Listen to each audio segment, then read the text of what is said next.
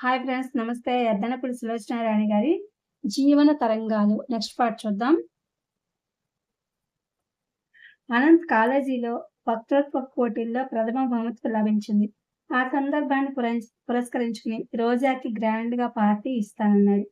మనిషి జీవించటానికి గాలి, నీళ్లు, ఆహారం ఎంత ముఖ్యమో, అతని మనసు ఉత్సాహంగా ఉండాలంటే సరదా కూడా అంత ముఖ్యం అని నమ్మిన రోజా వెంటనే ఒప్పుకుంది. సమస్యలు, చికాకులు నిండిన ఎడారి లాంటి తన జీవితంలో అనంత్ పరిచయం ఒక సుందరమైన ఒయాసిస్. 199 రోజులు ఇరుగు పొరుగు వాళ్ళ హేళనలతో, ఇంట్లో అత్తయ్య సాధింపుకు గురైన తన మనసు ఆనందం తెచ్చిపెట్టుకుందామన్నా అందకుండా జీవచ్ఛవంలా అవుతూ ఉంటుంది.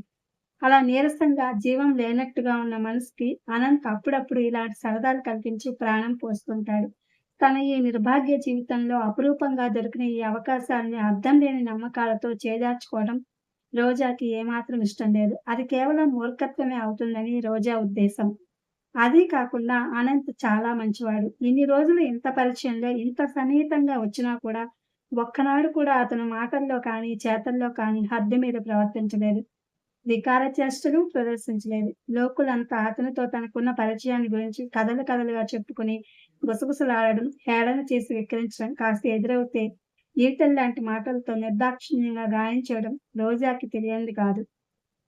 రోజా చాలాసార్లు మనసులో ఒకవైపు సంఘాన్ని, మరొక వైపు అనంత్‌ని పెట్టి తూచి చూసింది. త్రాసు ముళ్ళు ఎప్పుడూ మెల్లిగా అనంత్ వైపే మొగ్గేది.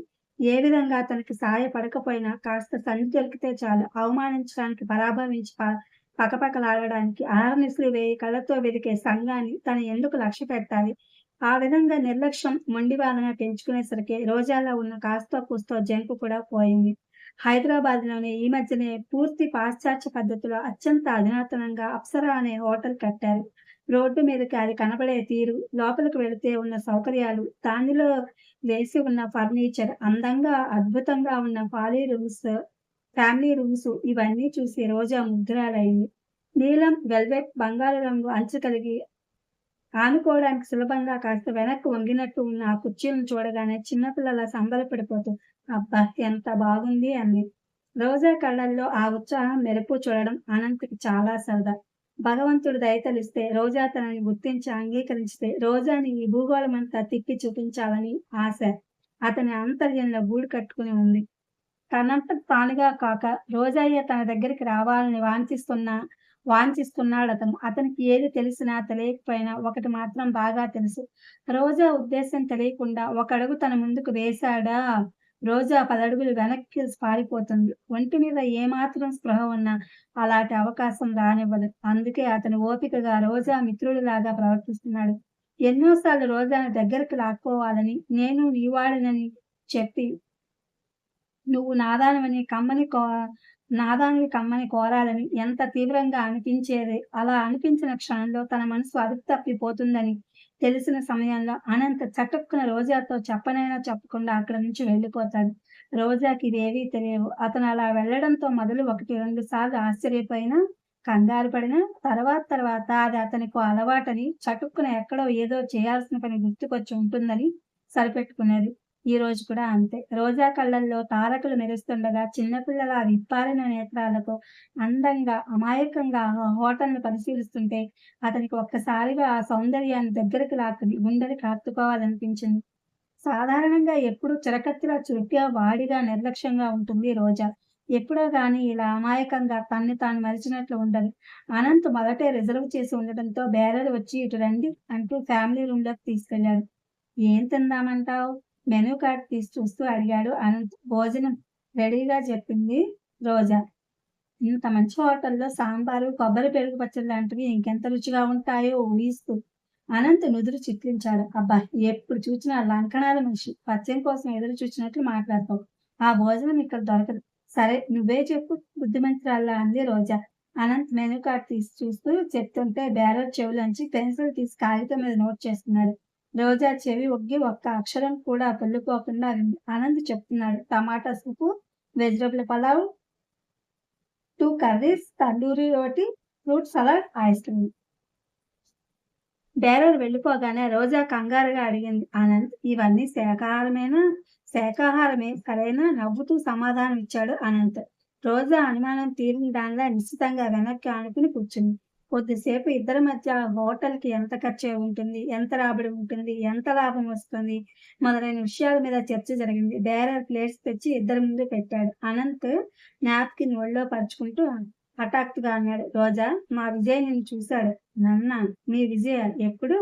నాప్కిన్ తీసుకోబోతున్న రోజా ఎగిరిపడినంత పని చేసింది. అవును నిన్నే. ఎప్పుడు? ఎక్కడ? ఆదుర్దాగా కుతూహలంగా అడిగింది.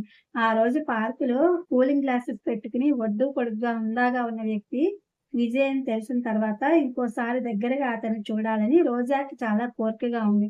అనంత్ ముఖం మార్చుకుని చెప్పాడు. మొన్న ఒకసారి ఆ రోజు సాయంత్రం పూట నువ్వు రిక్షావాడితో పావలా కోసం ప్రపంచ యుద్ధం జరిగినంత హంగామా చేశావే అప్పుడు. ఇప్పుడు రోజా నవ్వేసింది. అనంత్ చాలా కష్టంగా అన్నాడు. రోజా, కొన్ని విషయాల్లో నువ్వు నా కోసమైనా నీ పద్ధతులు మార్చుకోవాలి. వెధవ 4 అణాల కోసం ఆ రోజు నువ్వు అందులో విజయ్ చూస్తుండగా బాగుంది. మీరా దొంగచాటుగా చూస్తున్నారని నాకేం తెలుసు? మీ విజయ్ చూస్తున్నాడని తెలిస్తే పావలా గాదు 10 అణాలు వాడికెక్కువైనా ఇచ్చి పంపేదాన్ని.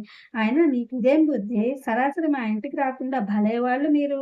రోజా చిరుకోపం ప్రదర్శించింది. అనంత్ జవాబు చెప్పలేదు. కాస్త ఆగి కుతూహలమణుచుకుంటున్న కంఠంతో మళ్ళీ తనే అడిగింది. ఏమన్నాడు మీ అన్నయ్య? నిజం చెప్పమంటావా? బాగుంది. ఇప్పుడు కాకపోతే ఇంకెప్పుడు నేను నిజం కోరేది?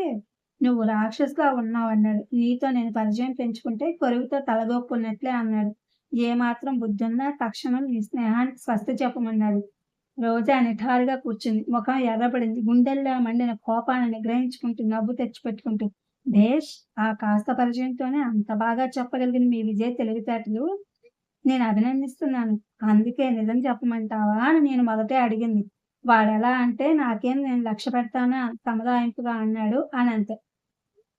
ఎదుటి వారి నుంచి ఎల్లవేళలా మన్ననల గురించి నిజం కావాలని కోరుకోవడం మూర్ఖత్వమే. ఒక్కోసారి అవి చేదుగా భరించరానంత దుర్భరంగా ఉంటాయి. అవి విని మనసు పాడు చేసుకునే కంటే అసలు వినకుండా దాటిపోవటమే ఉత్తమం. నోరు గలదని, గయ్యాళని, పెలుసని చిన్నప్పటి నుంచి ఇరుగు పొరుగు చేత అనిపించుకోవటం రోజాకి అలవాటే. కానీ ఇప్పుడు ఈ విజయ్ అభిప్రాయం భరించరానిదిగా, బాధగా, తనకు అన్యాయం జరిగినట్టుగా అనిపించసాగింది. జన్మలో ఇంకెప్పుడు ఎవరి నోటి నుంచి తనని గురించిన అభిప్రాయం వినకూడదు. బేరర్ ఆఖరి ఐటెంగా ఐస్ క్రీమ్ తెచ్చి ముందు పెట్టాడు. అనంత్ అప్పటికే చాలా ఎక్కువైపోయినట్టుగా ఆయాసపడుతున్నాడు. రోజాకి వెధవ ఇన్ని రకాలు తిన్నా ఇది ఇంత రుచిగా ఉన్నా అదేమిటో భోజనం చేసిన సంతృప్తి రాలేదు. మాట్లాడి అలసిపోయినట్టుగా అనంత్ మౌనంగా కూర్చున్నాడు. రోజా పరధ్యాసగా ఆలోచిస్తూ ఐస్ క్రీమ్ కాస్తగా నిదానంగా తింటోంది. ఇంతలో వెనక నుంచి హఠాత్తుగా అను అన్న పిలుపు మృదు గంభీరంగా వినిపించింది. ఇద్దరూ ఉలిక్కిపడ్డారు. గుమ్మం వైపు వీపు పెట్టి కూర్చుని ఉన్న అనంత్ చటుక్కున తలెత్తి చూశాడు. గుమ్మానికి ఎదురుగా అనంత్‌కి అభిముఖంగా కూర్చున్న రోజా తలెత్తి చూసింది. గుమ్మంలో విజయ్ నిలబడి ఉన్నాడు. అతను అనంత్ వైపు చూస్తూ ఒక్క నిమిషం నాతో రావాలి. పనుంది అన్నాడు లేచి రమ్మని ఆజ్ఞాపిస్తున్నట్టుగా. అనంత్ రోజా వైపు తిరిగాడు. ఇద్దరి ముఖాముఖాలు చూసుకున్నారు. అనంత్ వెళ్ళనా? వద్దా? అన్నట్టు చూస్తున్నాడు. వెళ్ళు వెళ్ళు త్వరగా రా అంది రోజా. ఇప్పుడే ఒక్క నిమిషం. అసలు నేనిక్కడున్నట్టు వీడికెలా తెలిసిందబ్బా? వణుక్కుంటూ అన్నాడు అనంత్. అడుగు నువ్వు మెల్లగా అంది రోజా.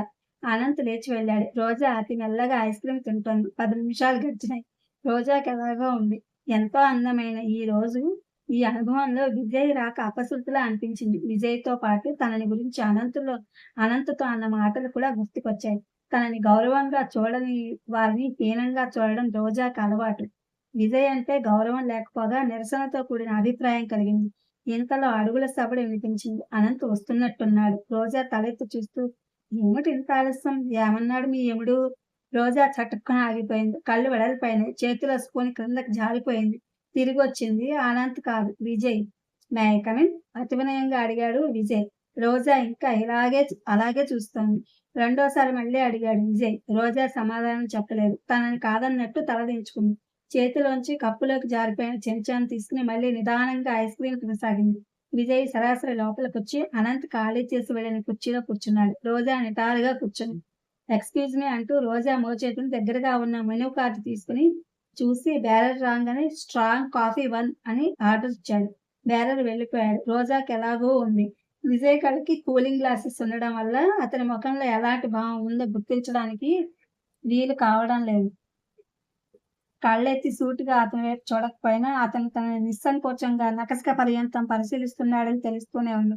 అతను అలా చూస్తుంటే అంత క్రితం నోటికి రుచిగా ఎంతో మధురంగా ఉన్న ఐస్ క్రీమ్ వెగటుగా, అసహ్యంగా, తింటే వాంతి వచ్చేంత చేదుగా అనిపించసాగింది.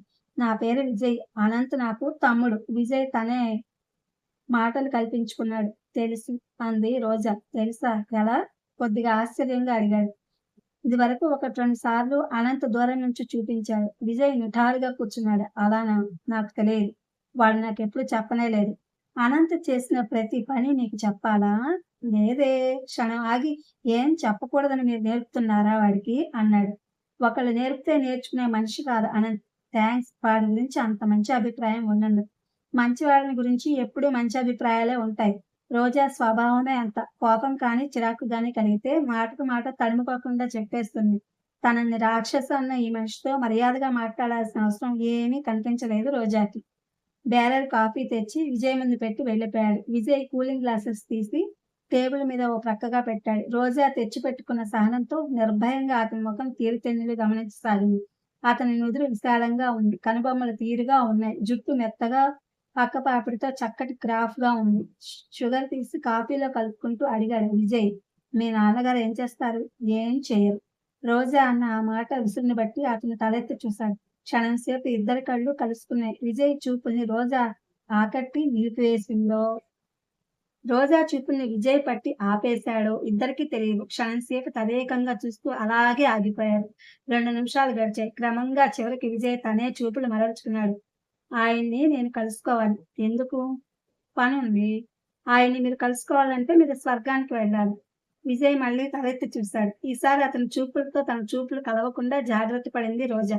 అంటే ఆ మాత్రం గ్రహించలేరా? స్వర్గంలో ఎవరుంటారు? నాకు తండ్రి లేరు. ఓహ్! ఐయామ్ సారీ మర్యాద కోసం అన్నట్టుగా అన్నాడు. కాఫీ తాగుతూ అడిగాడు. అన్నదమ్ములున్నారా పోనీ?